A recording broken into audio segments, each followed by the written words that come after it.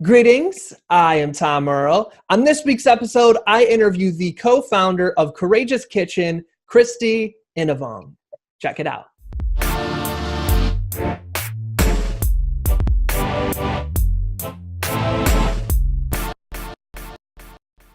Greetings, everyone. I am Tom Earl. Welcome to the celebration.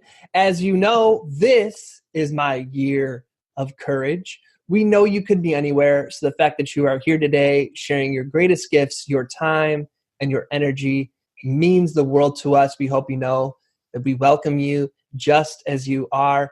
Today, I have an amazing guest. She goes by the name of Christy Innouvong. How's it going, Christy? Hi, it's going well. How are you? I'm doing wonderful on this bright and sunny LA day, so I'm feeling grateful. Yes, thank you for having me. Oh, it's my absolute pleasure. Do you mind if I give the good folks out there a little intro as to the awesomeness that you're doing in the world? Sure, that'd be great. Thanks. Christy was born and raised in Seattle, Washington, to refugee parents from Laos. She spent most of her adult life in New York City and now divides her time between Bangkok and the U.S.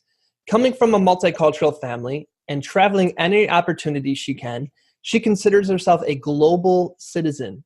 Her background in youth advocacy, community development, and hospitality serve as the foundation for her role in the Courageous Kitchen, a Bangkok-based nonprofit. As deputy director, Christy manages U.S.-based programming, develops curriculum, and oversees all nutrition-related activity in the charity. In 2017, she launched a social enterprise teaching Thai cooking courses for tourists and began developing a Courageous Kitchen cookbook. Her work and recipes have been featured by Bangkok 101 magazine, Travel plus Leisure Asia, World Foods, and BuzzFeed, as well as ongoing collaborations with nationally recognized chefs, social media influencers. She is passionate about seeing and saving the world. Yes, indeed. That's powerful. Thank you. Thank you. Not modest at all, right? That's the whole entire point of a bio, to brag about yourself so we can celebrate your accomplishments. Thank you for the plug, Tom. Of course. So, a bio can only capture so much. What is the essence, or what can't be captured in the bio that you'd like to speak to? I am married to a very loving and supportive and patient partner that I'm proud to be with. That's so wonderful. That is not in my bio. Oh, that's wonderful. It's something everyone should know. Can we go into? Can we ask how y'all met, or is that for another time and place? Sure. We met on Instagram. Hey, and the DMs? DM, not quite the DMs. Well, it started on Instagram, just commenting, and then it moved over to Facebook. I think this was like pre-Instagram DMs. Okay. So then it was like Facebook messages, and he added me as a friend, and clearly I knew who he was because I'd seen him on IG, right? And he didn't say anything. So I am the one that messaged him, and I was like, hey, what's up? And it kind of just went from there. I had no idea anything personal about him. I didn't know his orientation, didn't know his, background. But it kind of just has gone uphill from there. How did you connect on Instagram? What led to the initial connection? He was stalking me. Uh-oh! No. So I used to run an arts program in the city of Seattle with my brother and some of our friends, and it was kind of community organization focusing on mostly youth of color, low-income neighborhoods, and we would host open mic nights and different events. And my husband, Croy, he says that he was looking for some community organizations to get involved in. But he was not based in Seattle, so I have no idea how that algorithm linked back to me. And he started following us and commenting, and maybe I'm sure we had mutual friends through music or art or activism. So kind of led to that, and now we're married almost 2 years. Oh wow, an Instagram love story. I love it. I met my partner through OkCupid, so we are both met through apps. Yeah, I mean, it's so common now. My brother met his wife through Tinder. So Oh, wow. surprised that, usually the Tinder ones are not necessarily for marriage, but Exactly. Whatever floats your boat. So tell me a little bit about, what it was like growing up and the background that you said made you a world citizen. And you mentioned the first line of your bio, where you were born and being born to refugee parents. So I would imagine that shaped your vision of the world and the values that you have. Yes. My parents are from Laos and Thailand, which is Southeast Asia, close to Vietnam, Cambodia. And they had to flee Laos after the Secret War. So if people don't know what the Secret War is, in a nutshell, basically, after the Vietnam War, the U.S. had all this ammunition that they needed to get rid of and dropped all of the bombs onto Laos. And they were trying to clear the lands of any leftover soldiers and trying to cover it up, basically. Mm-hmm. So they bombed our country every day for 9 years straight. Oh my God. Yeah. And there's still, unfortunately, bombs that haven't exploded to this day, 30, 40 years later. So my parents kind of described that as fireworks going off in the sky every day for 9 years. Wow. But deadly ones. So they had to leave that, and thank God they were okay, and they were sponsored by actually a Mormon couple in Seattle, Washington. That's kind of how my parents left and were able to escape Laos. And I was born in Seattle, so I didn't have to live through that. But it's part of my identity and something that I feel very passionate about, and that I've kind of dedicated my life to learning about and educating people about now. So it's really, a huge part of who I am. And man, my mind's just trying to grasp that you have to move to the country that is bombing you for safety. Yes. And so when did the ideas for the nonprofit those seeds start to become planted? Well, I was raised by my sponsor. So my whole kind of childhood, teenage life, there was this huge disconnect with my Asian identity. And I was kind of ashamed of it and couldn't really embrace it because I didn't know enough about it and because I was raised by these white Americans. Mm-hmm. And so it got to the point where as a teenager and obviously studying more, like I need to know more about my history and where I came from and who my people are.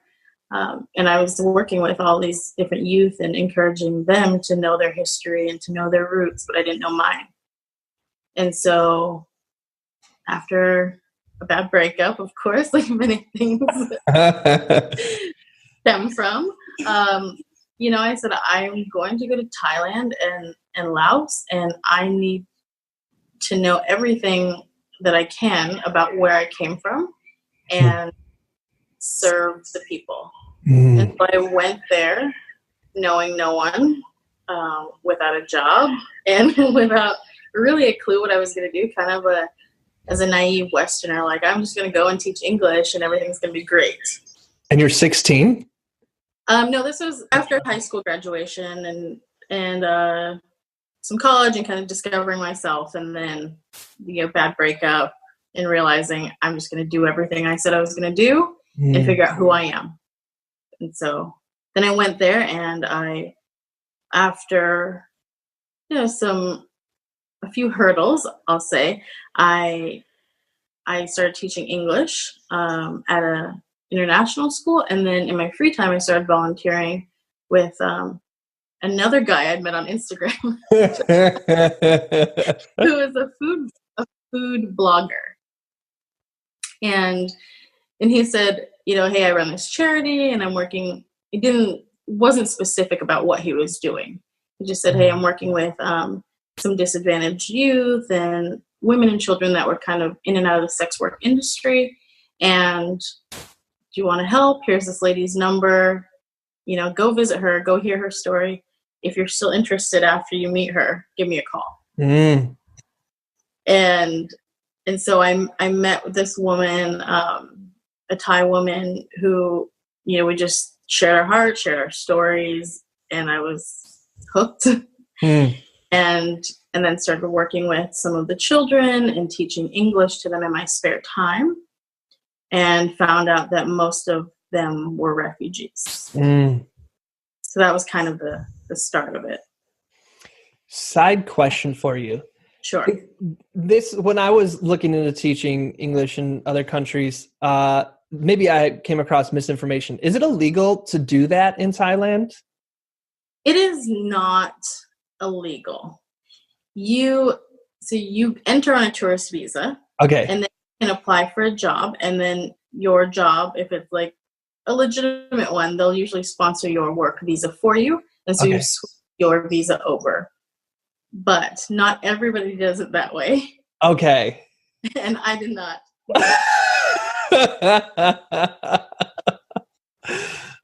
But a bit of a caveat about that was, for you, I guess fortunately and unfortunately, the way the world works is for you, if you were to walk into a school and interview, you would probably get a job within 5 minutes because of the way you look. Because I'm a white guy. Exactly. Okay. And for me, I had a lot of doors slammed on me because I walked up to the interviews and they're, hey, looking for Christy.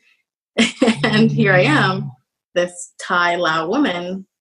And they just refused to hire me because they said, if the parents look at you, you look like them. And they don't think that you'll be able to teach their children English. So even though I was one of them, and as an American, I was like, I speak, pretty good English. They wouldn't hire me. So it took quite a while for me to get a job. Man, the layers of the systemic racism. Yes, it is probably just as bad over there as it is here in the U.S. So where were the children refugees from? Most of the children are from Vietnam. They're Hmong, which is like a ethnic hill tribe group, usually found in Laos and Vietnam, but they don't have any designated homeland. And then we're also working with families from the Congo, Sri Lanka, Pakistan, Sudan, kind of all over, but mostly from Vietnam. And so you met this lady, you met these children, and then what happened? And then I started teaching weekly English classes in my condo. And the kids would come over and I'd try to have a lesson prepared. And a lot of the stuff that I was teaching my kindergarten class, I would bring the materials home, even though I wasn't supposed to be using the copy machine for my own personal resources. But I did it anyway. So I would teach these English classes in my condo, and I noticed that the kids were always starving. And so I started to prepare dinner before we had our English lesson.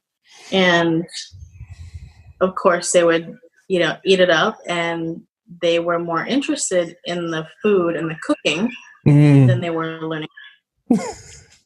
And so I tell this story all the time because it's, from, like I said, from a Westerner kind of naive point of view, here I am trying to impose my language upon them. And how can I force them to learn a language when their daily needs aren't even being met? So I started doing weekly cooking lessons in English. It was a way for me to feed them. And as a byproduct, they'll learn the language anyway, because my Thai and Hmong were non-existent. So that's kind of the inception of Courageous Kitchen. We in previous episodes, we talked a lot about the difference between equity and equality. And our last guest, she talked about, equity meeting people where they're at rather than giving everybody the same.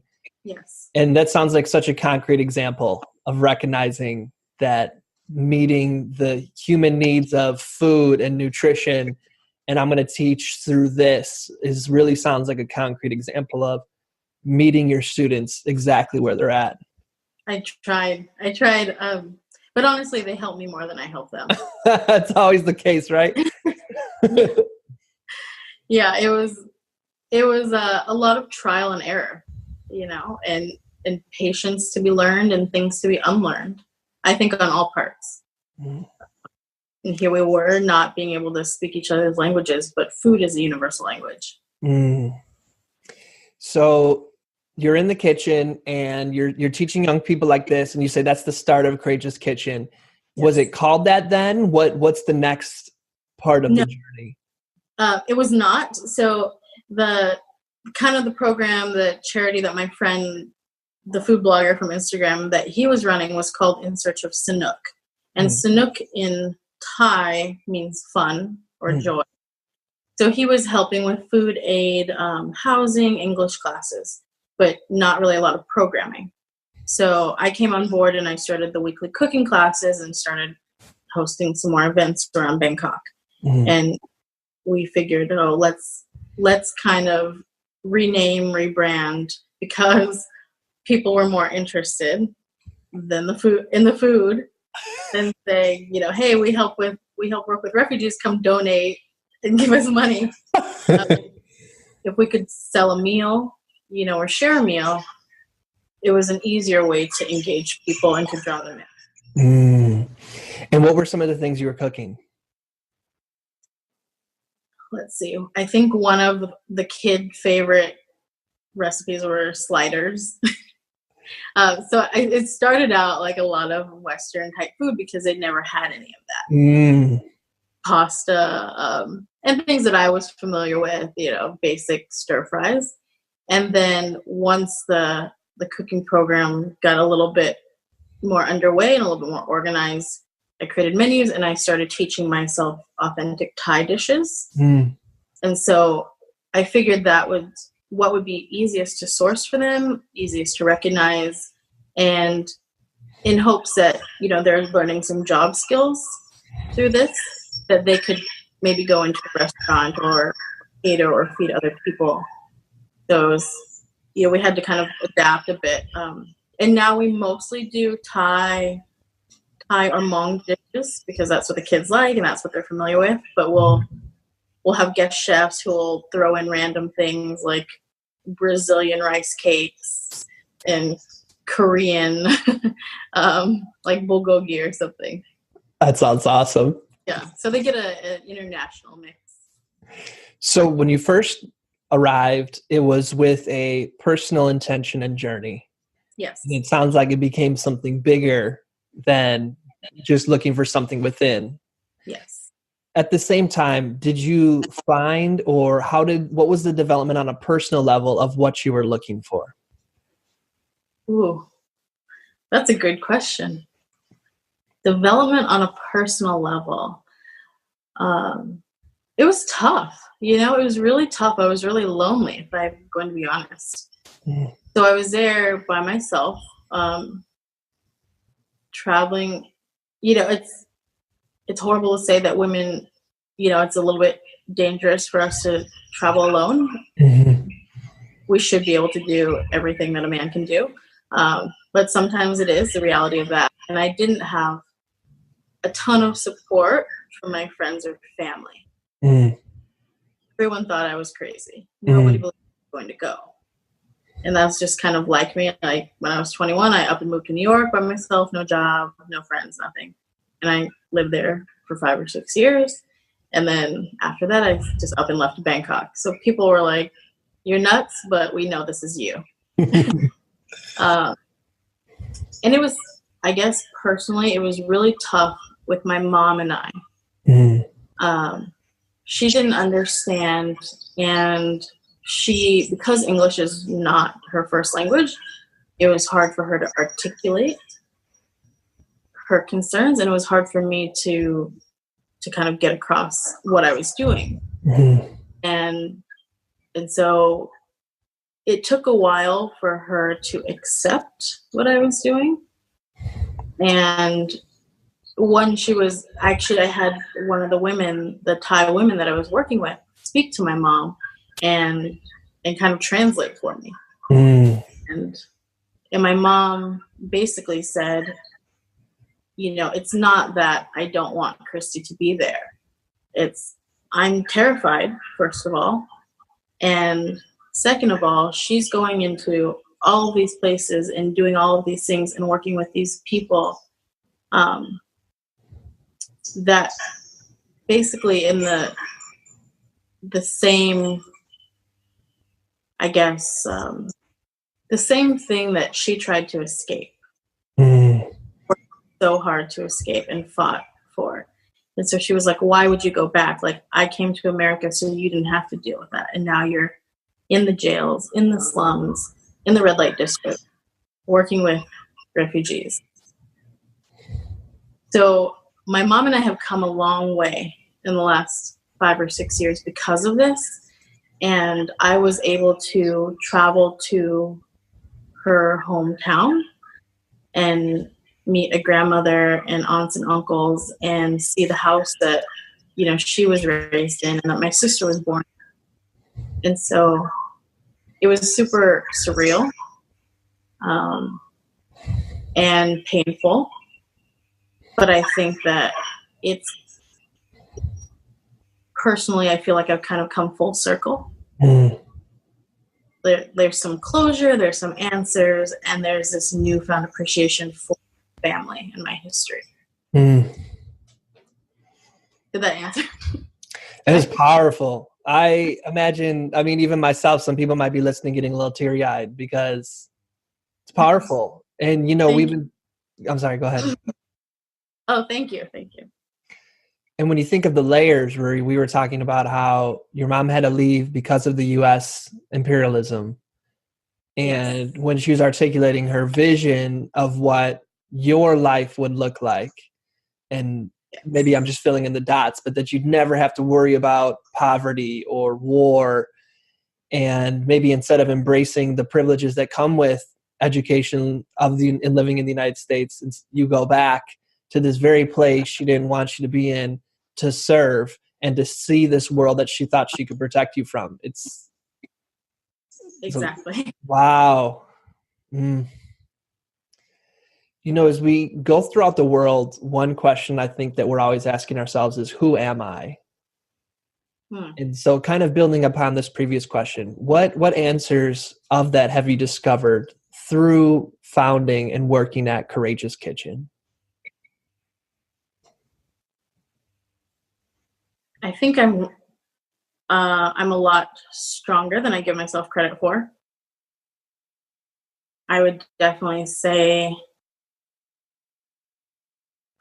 going, kind of leaving all of the privileges, the comforts of home, and doing something on my own without any really financial or emotional support. No one can take that away from me.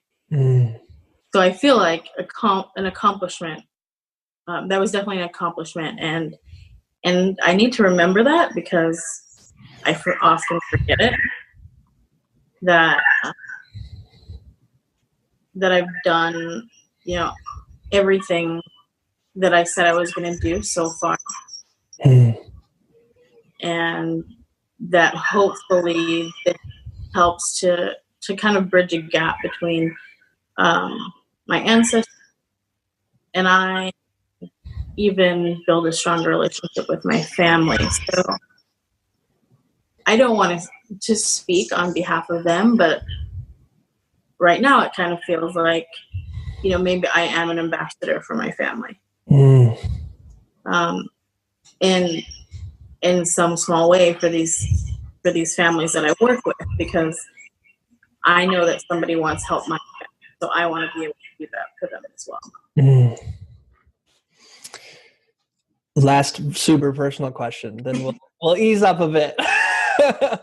What would you like to tell 15, 16-year-old Christy when you were saying you first started to want to embrace your identity and learn your history and all of that when you were first waking up to that, growing up, as you said, raised by white Mormons, what would you want to let that person know where you're standing at this part of your journey? I think the biggest lesson that I've learned is that happiness is not finite. It's not this, end goal that everybody kind of thinks it is, and success is, oh, when I get $10,000, then I'll be able to travel. Then I'll be able to volunteer. Or when I lose 50 pounds, then I will buy this drink, right? It's a constant journey. And it's a day-to-day thing. Part of the journey is what brings people joy. Of course, there's bumps along the way, but it's not something that you always need to, let's wait for tomorrow or let's wait for 5 years from now. Then we can do this and then I'll be happy. That's something that continually every day you need to be living your best and trying your best. And I don't think that I realized that when I was a teenager. It was always if and when and later and someday. But why not today? Yes. Whew, you are very inspiring. This is very rich. I appreciate this so much. Thank you. I was like, it's heavy questions. You're making me work. So we talked about, as we were starting this episode, how it's my year of courage. Yes. And how awesome it is that your nonprofit's called Courageous Kitchen. Yes. What is the courage part of it? The courage is honestly these people's journeys and that they're still standing. We like to say that the kitchen is a safe space to fail. It's, usually when you make a mess in the kitchen, it still tastes good. But usually you clean it up and you keep on moving, kind of putting people under the fire or in the fire and letting them thrive in a safe, healthy environment, obviously with supervision. But the fact that after all that these people have been through, that they still have faith, they still can, find the energy to smile and to keep going. Like, I don't know if I could honestly keep going after I dealt with such trauma and tragedy, and to see the resilience in them, that really propels me to stay strong and courageous for them, but also to not complain about any of the shit I have going on in my life. So from a youth development lens, what ways have you seen young people being able to cook in the Courageous Kitchen? How have you seen that develop leadership and reclaiming their voice and transformation, these kind of youth development measures? How have you seen that coming to life? Well, like you said, kind of meeting them where they're at and knowing that they couldn't function when they were hungry. And I can't function, I get hangry. Yes. Don't talk to me, I need food or I need coffee. And so knowing that they were living like that every day, that maybe this weekly cooking lesson was their only full meal for that week. It's definitely helped me to, I guess, to humble myself, but also to know that I need to give them the tools to succeed and for them to be leaders on their own, and not to, I guess, to, what's the word? Kind of, I try to take the back burner and let them lead and let them learn. And if we make a mistake, we keep going. But I believe that children and youth definitely have the power and the ability to dictate what they want and to know what they want, and that adults don't necessarily listen. And so I try to listen and to lead that way and say, hey, is this something that you want to do? Is this something that you're comfortable with? And take that in mind. And if they are, then we say, okay, let's do this together. So what do you see for yourself? What is your goal? And how can we develop this skill? If you don't necessarily like the cooking aspect, what do you like? Do you like the business end? So let's teach you how to create a budget. Let's teach you how to manage a kitchen. Let's teach you how to write recipes. So I think that like you mentioned earlier, it's really important to meet the kids where they're at and to go from there, to kind of develop them and develop our programs. That's wonderful. Are there any stories that come to mind of things that bring a smile to your face or speak to the impact that your organization has? Sure. Can I share two? Of course. Okay. So there's, I call all of the students my kids, but I know that they're not mine. And I know that's like a really possessive thing to do. So there's a young man that I work with. He's from the Congo originally. And when I first met him, he was probably 20 years old, pretty much starving. He had escaped from Uganda, and because he was living there, and then he was smuggled onto a cargo plane to come to Bangkok. So he had used all the money he had. He was living by himself and had saved this money working at a daycare, and came to Bangkok, and he showed up on the doorstep of my church and knocked on the door, and just, the pastor answered, and he said, I need help. So the pastor said, okay, come in, you're safe now. And so he let him live there in exchange for cleaning the church and just kind of caretaking. And I started working with him, and he was really sullen, really, really vulnerable, really traumatized. And I'm just the kind of person that will bug you until you tell me to stop. So I would, I'd hang out with him every week and take him to eat and just kind of fellowship with him. And there was another person at church who owned a CrossFit gym.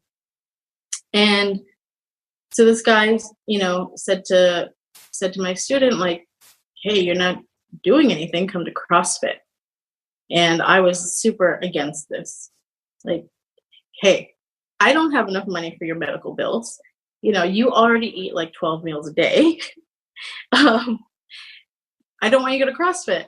And of course, he went anyway, as defiant young men do. Yes. And went to CrossFit, fell in love with it, made a community and made friends, and started working out all the time, even though he was running out of food and I had to provide him more food. And so fast forward now, about 6 years later, he is a certified CrossFit trainer. Wow. He's a strongman champ, powerlifting champ of Bangkok. And he's so swole, like Diesel. He could probably break you in half. Has a girlfriend and is making like an expat salary. He's getting paid a higher wage than I am. And he's still a refugee. He does not have papers to resettle anywhere, but he's living, somewhat a life of normalcy given the conditions. And so every time I talk about him, I cry. Every time I talk to him, I'm asking him if he's eating. But he's, I'm so proud of him just coming to Bangkok and knowing no one, and literally just taking his situation and turning it upside down. And now he's famous in Bangkok. People call him Black Jesus. And he has now opened up his own CrossFit gym. Wow. Yeah, so that's one of our success stories. And so, yeah, I'm super proud of him. And then we have another young woman. She's from Vietnam.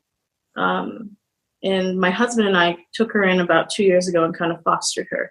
And she was mid-20s, I would say. So she was too old to go to school and hadn't had any formal education.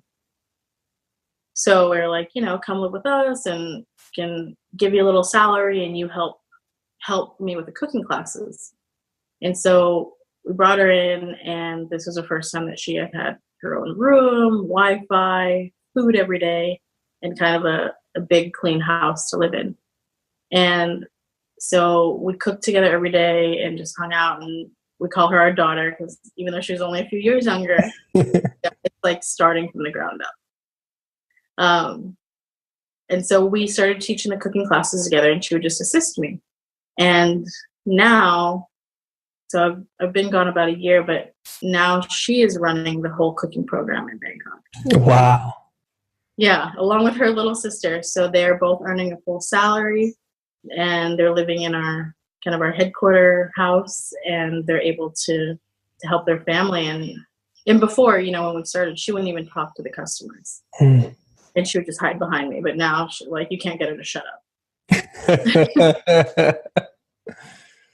So they're my pride and joy. That's amazing. Yes. And what is the U.S. component? The U.S. component. So that's quite new. So I was in Bangkok for about 5 years, but because of visas and marriage, I had to come back. So now I've been kind of popping up around the U.S., hosting events, different kinds of fundraisers, and just raising awareness.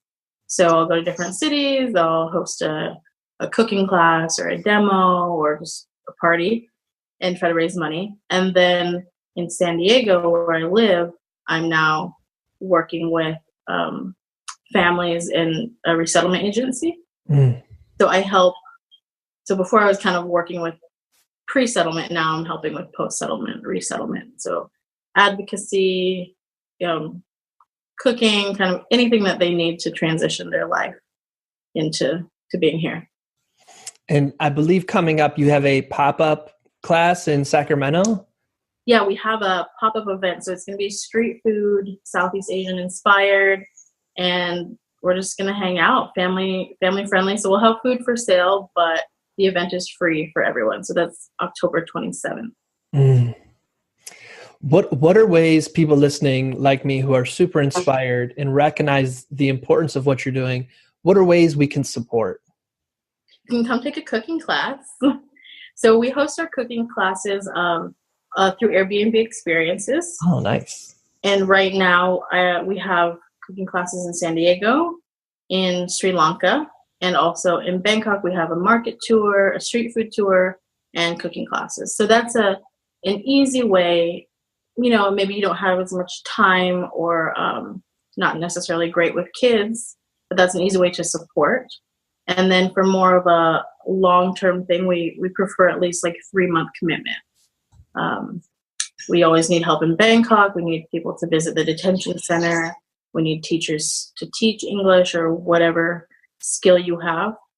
And then there's always work to be done in the nonprofit sector regarding grants and fundraising and, the not so fun stuff. What about straight up donations? Do you accept donations or 501c3 and that kind of thing? Cash is king. Cash is better. So we're super transparent about our work. There's only 2 full-time staff, and I don't take a salary. So, I just do it for the love. And all the proceeds, you can see our financial statements, everything online, courageouskitchen.org. So if you're interested, you can message me and find out more through there. Awesome. I heard that's courageouskitchen.org, or all of the show notes that have these links are tomrell.com/Christy. Christy is spelled Christy, tomrell.com/Christy, or just go to tomrell.com/blog. You'll see it as the most recent one there, and you can get all those links. Is there anything else we didn't cover that you want to speak to? Let's see. My shirt. Yes. Can you read it? Because a lot of folks will be listening to the podcast. So my shirt, this is a 1 of 1, but if you want to order one, you can. It says hustler and humanitarian. So that's kind of my slogan, just because I've always had 10 jobs. And when you work in in nonprofit or any kind of public service, you know you don't do it for the money. So I might be dog walking one day or nannying or serving or doing cooking class. So I feel like, you know, you have to do whatever you got to do to make it work if you really believe in it. And it's okay to do good at the same time. So I believe that everybody inherently is good and that we should do good. That's powerful. I appreciate it. And I love that combination.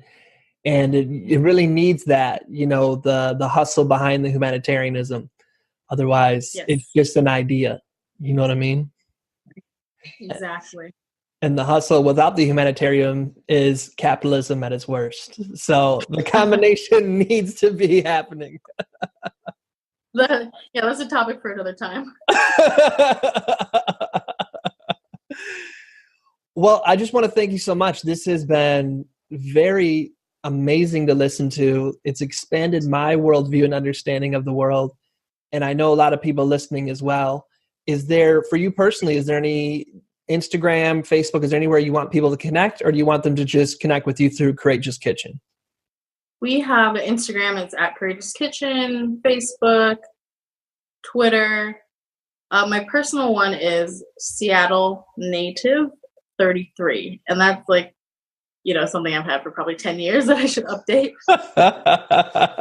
But yeah, so if you want to follow my personal stuff, it's mostly food, kids, and travels. But if you're interested in learning more about the organization and seeing cute pictures of kids cooking, then Courageous Kitchen. Awesome. All of those show notes, once again, tomrill.com/Christy for all of the links. Christy, once again, I want to thank you so much. It's been absolutely amazing. I appreciate you sharing your time, your wisdom, your journey, all those personal questions I asked, that you shared them with us. And I'd like for you to have the last word. So whatever you'd like to say, and then if you could close with, what is your invitation to people to consider, to be, to do, to think about? What is your invitation?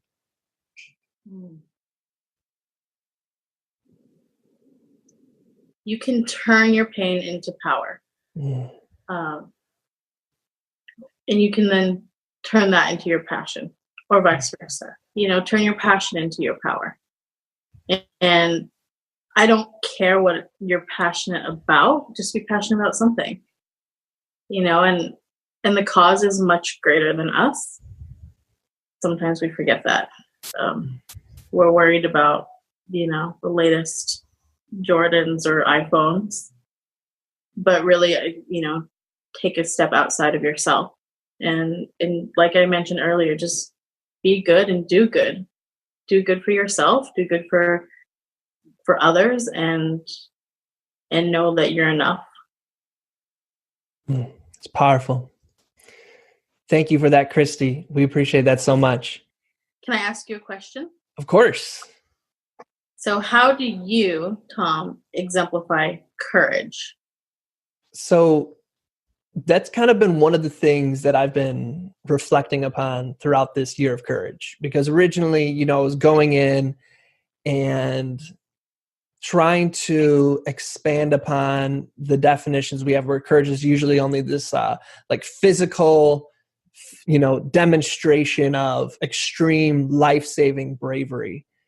And for me, a lot of courage is self-reflection and accountability and taking personal responsibility. And then when I do those things, especially, you know, with everything that's been going on in the news, for me personally, as I've been blogging about a lot, owning that in my early days when I was, you know, middle school, high school, young person, that I was a misogynist. And so for me in my own life, courage looks like owning that and sharing that. And then when I work with young boys, young men, and people my age, being somebody who has the courage to, when you get that look from another man, to keep your mouth shut, not to say anything about my misogyny that I do. And, you know, at the same time, not being paralyzed by guilt or shame, because that doesn't do anybody any good. if it becomes, when I own my shit, it becomes all about me. Or, oh, I'm so sad. I can't believe I was such a bad person. You know what I'm saying? So I think right now in my own life, that's a lot of what courage looks like. Wow. Can I steal your answer? I think I should have interviewed you. Well, I've had a whole year to interview amazing people like you and steal y'all's answers. So thanks for answering. And it was awesome that it was so fitting, you know, with what I do and the name of our organization. So yes. Yeah. Very excited to hear that this was your year of courage. Thank you. And I appreciate it. More people should try to live a year or, just a day of courage. Start small. Yeah. I always tell myself when I find myself slipping back into being intentionally small or trying to be perfect so I don't ever have to experience making a mistake, that I just say, for the next hour, be courageous. That's all you got to do. Just for 1 hour. Test it out, Tom. Why don't you see what it's like for 1 hour to live authentically courageous and just see what happens. And if I give myself that little bit and then it's that, oh, wow, I didn't die. Like the world didn't fall apart. You know, I still have loved ones. My fiance didn't break up with me. You know, like, okay, why don't you try a day? And I just keep expanding. Okay, why don't you try a week? You know what I mean? That's how I do it for myself. That's awesome. That's what I do with exercise. So like, okay, just 5 more minutes. You can do it. And then I think about the food that I'm going to be rewarded with after. Yes. I think courage is probably much healthier and better to do. So, agreed. Thank you for sharing. Of course. And like exercise for me, I can never work out on my own. I only work out when I take group fitness classes because I need that camaraderie. I need somebody else telling me, you could go a little longer, Tom. And that pumping me up. And same thing with courage, that I couldn't do courage alone. So I'm listening to podcasts. I'm listening to lectures. I'm reading books literally every minute of the day to build that community of courage. And so it's an excellent parallel that you drew. Shout out to the celebration and Oprah Super Soul Sundays. Oh, and shout out to shouting them out in the same sentence. Yeah, they're right up there. They're parallel. You got to get inspiration wherever you can. So you are inspiring people every day with what you're doing, Tom. I appreciate that. Thank you so much. Sure. Thank you. And to everybody listening, we appreciate that you shared your time with us here. And be sure to reach out to Christy. And if you can, donate. As somebody who's worked in the nonprofit world for the past 10 years, I can tell you that you might not think it, but even that $1 really helps. And the best thing you can do is really be a monthly donor. So if you want to do $3 a month or $1 a month, $5 a month, that really goes a long way. So consider possibly being a monthly donor to Courageous Kitchen at anything between $1 to $10. It really means a lot. And once again, we appreciate you listening. And as always, we're wishing you peace and blessings. Thank you. One more thing. I'd love to continue the conversation. Feel free to join me at tomearl.com/join. Subscribe below, or let's connect on social media. Tom Earl Artist. Thanks again for watching.